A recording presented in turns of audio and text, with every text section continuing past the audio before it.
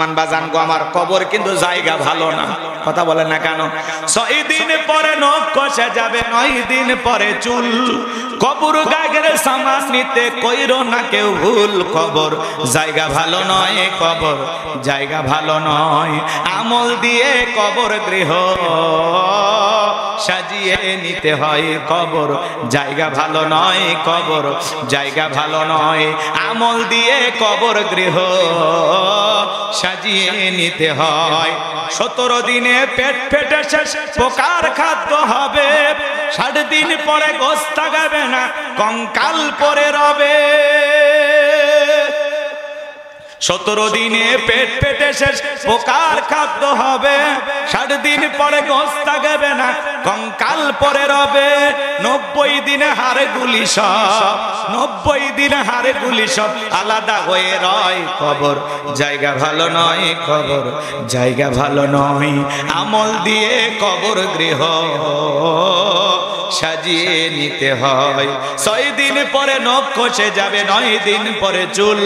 কবর গায়ের সামান নিতে কইরো না কেউ ভুল। কবর জায়গা ভালো নয়, কবর জায়গা ভালো নয়। আমল দিয়ে কবর গৃহ সাজিয়ে নিতে হয়। কথা বলেন ঠিক কিনা? লম্বা হবে, লম্বা করব না। কথা কি বোঝা যায়? ছোট ছোট বাচ্চা কি সুন্দর আদব কায়দা। একটা ছেলে প্রাইমারিতে পড়ে, স্কুলের ব্যাগ নিয়ে পেশাব করতেছে, লিখতেছে। জিজ্ঞাসা করা হলো, বাবা তুমি কোন ক্লাসে পড়ো? কয় ক্লাস 3-তে। পেশাব করতেছে, লিখতেছে, ব্যাপারটা কি? বলে প্রাইমারি পেশাবখানা যা দেখি আমার সারিতাই দাঁড়িয়ে থেকে পেশাব করে। তার মানে যেমন দেখতেছে তেমন শিখতেছে। কথা বলেন ঠিক কিনা? সন্তানকে মানুষের মতো মানুষ বানাইতে হলে মাদ্রাসায় পড়ানো ছাড়া বিকল্প কোনো রাস্তা খোলা নাই। কথা বলে ঠিক কিনা? কত ছেলে কলেজ ইউনিভার্সিটিতে পড়াশোনা করে, রাস্তায় পালসার কিনে ঘোরাঘুরি করে, আস্তে করে গাড়িটা ব্রেক করে দাঁড়ায় থাইকা সেন্টার টান দিয়ে কুকুরের মতো দাঁড়িয়ে থেকে বেজা করে, বসেও না। এরকম 2-4টা সোনার টুকরা সন্তান আছে না? না, এরা মানুষ। এমনও মুসলমান আছে 30-40 বছর বয়স হয়েছে, পেশাব করে পানিও নেয় না, আবেগের ঠেলা আছে। বলে হুজুর আমি আপনার সেই ভক্ত, একটা সেলফি। মানে সেলফি পরে আগে নামাজ পড়ি, হুজুর আমার শরীর ঠিক নেই। তখন আমি বলি এই অজুহাত তো মহিলাদের, পুরুষের তো এমনটা হওয়ার কথা না।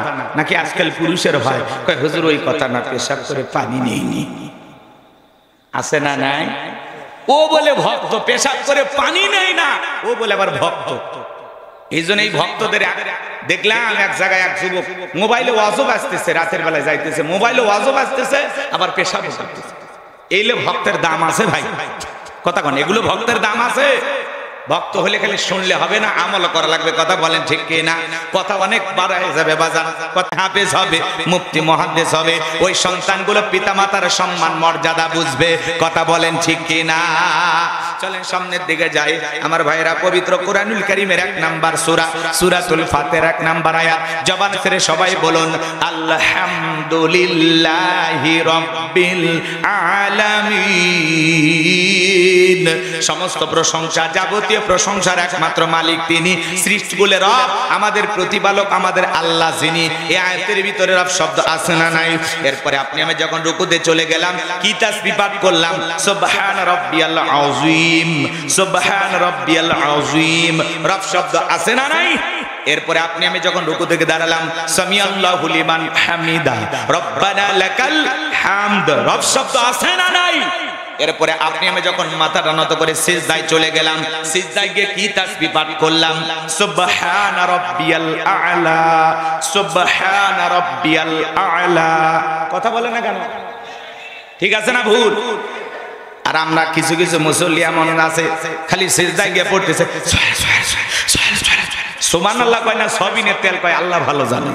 স্পষ্ট করে বলতে হবে সুবহান রাব্বিয়াল আ'লা, সুবহান রাব্বিয়াল আ'লা, সুবহান রাব্বিয়াল আ'লা, সুবহান রাব্বিয়াল আ'লা, সুবহান।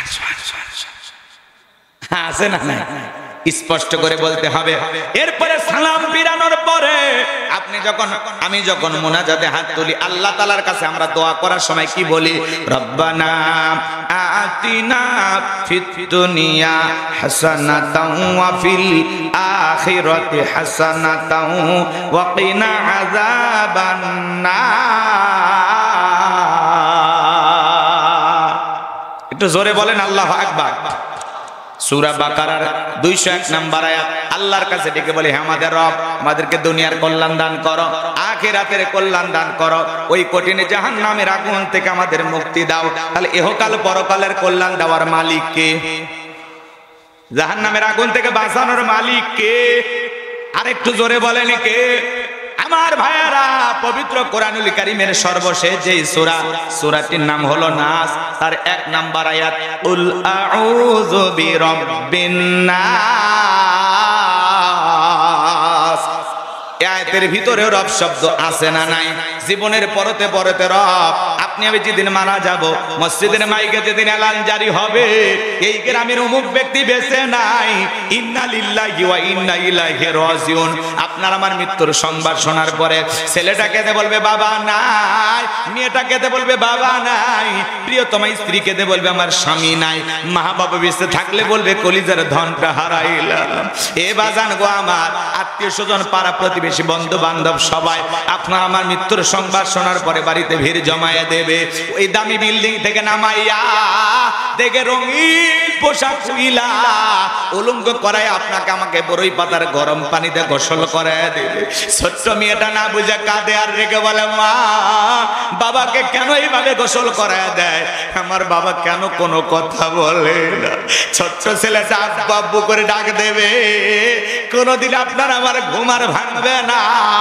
এ বাজান গো আমার, হাজারো স্বজনের চোখের পানি দিয়া আপনাকে আমাকে সাজানোর পরে চকলেটের মতো মোড়াইয়া ওই মসজিদের খাটিয়াতে তুইলা 4 জন বরযাত্রী ধইরা 1 কদম 2 কদম করে কবরস্থান পর্যন্ত নিয়ে যাবে। ওই কবরে 3 জন মানুষ নামবে। আপনার আমার লাশটা কবরে শায়িত করার পরে একে একে সবাই কবর থেকে উঠে আসবে। ওই কবরে লাশটা রাখার পর দূর আকাশ একটু একটু দেখা যায়। এরপরে যখন বাসের বিছানা বিছাইয়া দেবে, ওই বাসের ছিদ্র দিয়ে হালকা একটু আলো কবরে প্রবেশ করবে। এরপরে যখন কবরে মাটি দিয়া দেবে, কবরটা হয়ে যাবে ঘোর অন্ধকার। ওই লাশটা রাখার পরে আত্মীয় স্বজন, বন্ধু বান্ধব সবাই যখন চলে আসবে, ওদের পায়ের আওয়াজ কবরে থাকা ব্যক্তি শুনতে পাইবে। চিৎকার মেরে ডেকে বলবে, আমাকে একা রাইখা যাইও না, একা রাইখা যাইও না। কবরে থাকা ব্যক্তির চিৎকার দুনিয়ার কেউ শুনতে পাবে না। আমার নবী বলেন, যে কবরে চলে গেল তার চাইতে অসহায় আর কেউ নাই। আমার নবী হাদিস শরীফের ভিতরে বলেন, ক্বালা ক্বালা রাসূলুল্লাহ সাল্লাল্লাহু আলাইহি সাল্লাম, ইন্নামাল কুবুরু রাউযাতুম মিন রিয়াদিল জান্নাহ আও হুফরাতুম মিন হুফারিন নার, রাওয়াহু তিরমিজি। বিশ্বনবী ডেকে বলেন, যে ব্যক্তির আমল ভালো, মৃত্যুর সঙ্গে সঙ্গে আল্লাহ পাক তার কবরটাকে জান্নাতের বাগান বানায়া দিবেন, বলুন সুবহানাল্লাহ। আর যে ব্যক্তির আমল খারাপ, আও হুফরাতুম মিন হুফারিন নার, তার কবরটা হবে জাহান্নামের আগুনের গর্ত। আমার নবী যে এক জায়গায় বসা, আসমান থেকে জিবরাইল এসে বলে, নবী, এই মুহূর্তে একটা আওয়াজ হইল, আপনি কি শুনতে পাইছেন? আমার নবী বলে, হ্যাঁ আমি শুনতে পেয়েছি।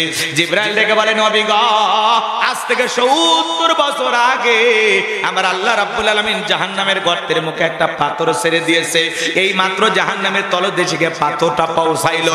চিন্তা করেন বাজান গো আমার, জাহান্নামের গর্তের মুখে একটা পাথর ছেড়ে দিলে 70 বছর যদি পরে নিচে পড়তে সময় লাগে, আল্লাহ না করুক, আল্লাহ না করুক, আপনার আমার গুনাহের কারণে, অপরাধের কারণে আসমান জমিনের মালিক আল্লাহ বেজার হইয়া একবার যদি ওই জাহান্নামের আগুনের গর্তে ফেলে দেয়, আপনার আমার কিন্তু বাঁচার কোনো উপায় নাই।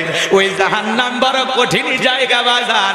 ইন্নাহা সাআত মুস্তাকাররা ওয়া মুকামা, নিশ্চয়ই আবাসস্থল হিসাবে ওই জাহান্নাম কত না নিকৃষ্টতম একটা স্থান।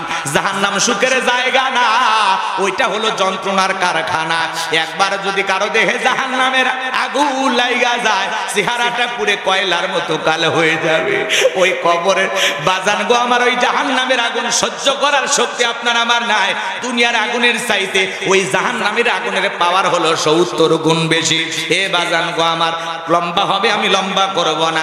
জাহান্নাম নিয়ে আলোচনা করলে 2-3 ঘন্টা শেষ করা যাবে না। ওই কবর বড় কঠিন জায়গা, আপনাকে আমাকে সবাইকে যেতে হবে। আল্লাহ রাব্বুল আলামিন বলেন ফামাই আমাল মিসকালা যারাতিন খায়রান ইয়ারা ওয়া মাই আমাল মিসকালা যারাতিন শাররান ইয়ারা। বান্দারে যাররা পরিমাণ অনু পরিমাণে যদি নেক আমল করো ওইটাও তোমার আমলনামায় লিপিবদ্ধ করা হবে। আবার যাররা পরিমাণ অনু পরিমাণে যদি বদ আমল করো ওইটাও তোমার আমলনামায় লিপিবদ্ধ করা হবে। আর যারা গুনাহ নিয়ে একবার অন্ধকার কবরে যাবে ওই কবরের ডানের মাটি বামে চলে যাবে, বামের মাটি ডানে চলে যাবে। এমন জোরে সাপ দেবে বাজার এক পাজরের আর অন্য পাজরে ঢুকে যাবে। ওই কবরে থাকা বিষাক্ত সাপ একবার যদি সবল বাড়ে পা থেকে বাতা পর্যন্ত বিষের যন্ত্রণায় দেহটা চলে যাবে। ওই কবরে থাকা অন্ধ ফেরেশতা চোখে দেখে না, কানে শোনে না, হাতুড়ি দিয়ে বাড়ি মারবে, দেহটা চূর্ণ বিচূর্ণ হয়ে যাবে। ওই কবর বড় কঠিন জায়গা, কবর কিন্তু জায়গা ভালো না। হযরত ওসমান রাদিয়াল্লাহু তাআলা আনহু জান্নাতের সার্টিফিকেট প্রাপ্ত সাহাবী, এরপরে কবর থেকে অজরে চোখের পানি ছেড়ে দিয়ে কান্না করতেন। সাহাবায়ে কেরাম ডেকে বলে, ভাই ওসমান আপনি কবর থেকে কেন কান্নাকাটি করেন? নবীর প্রিয় সাহাবী হযরত ওসমান রাদিয়াল্লাহু তাআলা আনহু জবাব দিয়ে বলেন, এই কবর হলো প্রত্যেকটা মানুষের প্রথম মঞ্জিল, প্রথম ঘাঁটি, প্রথম স্টেশন। এই কবরের ভিতরে তিনটা প্রশ্ন করা হবে, যে সঠিক উত্তর দিতে পারবে তার মিজান ফুলসিরাতে কোনো টেনশন নাই, যে উত্তর দিতে পারবে না তার আর বাঁচার কোনো উপায় নাই। ওই কবর কিন্তু কঠিন জায়গা। ওই কবরের ভিতরে আপনাকে আমাকে প্রশ্ন করা হবে, মার রব্বুকা, তোমার রবকে। এক নাম্বার প্রশ্নের ভিতরে রব শব্দ আছে না নাই? জোরে বলেন আছে না নাই? এক নাম্বার প্রশ্ন করা হবে, মার রব্বুকা, তোমার রবকে।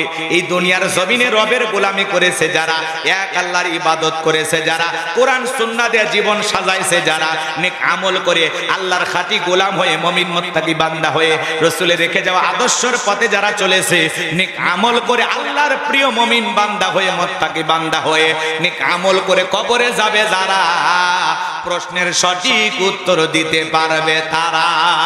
ওই নেককার ঈমানদার আল্লাহর প্রিয় গোলামদেরকে যখন জিজ্ঞাসা করা হবে মার রব্বুকা, ওই নেককার ঈমানদার মুমিন মুত্তাকি বান্দা জবাব দিয়ে বলবে, রব্বি আল্লাহ, রব্বি আল্লাহ, আমার রব আমার আল্লাহ। কিন্তু যারা গুনাহগার নাফরমান বেঈমান আল্লাহর অবাধ্য গোলাম, যারা মনে করেছিল খাও দাও ফুর্তি করো দুনিয়াটা মস্ত বড়, মরার পরে কি হয় এগুলো পরে দেখা যাবে, যারা আমোদ প্রমোদে মেতেছিল শয়তানের ওয়াসওয়াসায় পড়ে ভুল পথে পরিচালিত হয়েছে, মিসগাইড হয়েছিল, এ বাজান গো আমার, যারা জাহান্নামের আগুনে চলার জন্য এই দুনিয়ার জমিনে অশ্লীলতা অকাম বদকাম যা আছে ইচ্ছা মতো করেছিল, এ বাজান গো আমার, ওই গুনাহ নিয়ে আল্লাহর অবাধ্য গোলাম হয়ে কবরে যাবে যারা, কবরের সলজবের সঠিক উত্তর দিতে পারবে না তারা, তাদেরকে যখন প্রশ্ন করা হবে মার রব্বুকা, তারা ফেল ফেল করে তাকিয়ে থাকবে, হাই হাতাল আদরি, আফসোস তারা সেদিন কিছুই বলতে পারবে না। কথা বলেন ঠিক কি না আমার ভাইয়েরা? তাহলে নেক আমল করে কবরে যাবে যারা, সঠিক উত্তর দিতে পারবে তারা, তাহলে নেক আমল করে কবরে যাওয়ার দরকার আছে না নাই? আল্লাহর গোলামির মাধ্যমে নেক আমল করে নিজের জিন্দেগিটা সুন্দর করে সাজাইয়া আল্লাহর গোলাম হয়ে 5 ওয়াক্ত সালাত আদায় করে কারা কারা কবরে যেতে চান দুইটা হাত তুলে মালিককে একবার দেখান। আল্লাহ আমাদের সবাইকে নেক আমল করার তৌফিক দান করুন। জোরে বলুন আমিন। আরেকটু জোরে বলেন আমিন। হাত নামান, কষ্ট হচ্ছে আপনাদের? হাত নামান বাজান গো আমার, কবর কিন্তু জায়গা ভালো না। কথা বলেন না কেন? 6 দিন পরে নখ কষে যাবে, 9 দিন পরে চুল, কবর গাগের সামান নিতে কইরো না কেউ ভুল, কবর জায়গা ভালো নয়, কবর জায়গা ভালো নয়, আমল দিয়ে কবর গৃহ সাজিয়ে নিতে হয়, কবর জায়গা ভালো নয়, কবর জায়গা ভালো নয়, আমল দিয়ে কবর গৃহ সাজিয়ে নিতে হয়। 17 দিনে পেট ফেটে শেষ পোকার খাদ্য হবে, 60 দিন পরে গোশত থাকবে না, কঙ্কাল পরে রবে।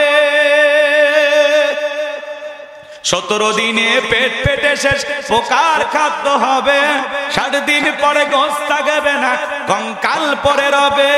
90 দিনে হাড়গুলি সব, 90 দিনে হাড়গুলি সব আলাদা হয়ে রয়, কবর জায়গা ভালো নয়, কবর জায়গা ভালো নয়, আমল দিয়ে কবর গৃহ সাজিয়ে নিতে হয়। 6 দিন পরে নখ খসে যাবে, 9 দিন পরে চুল।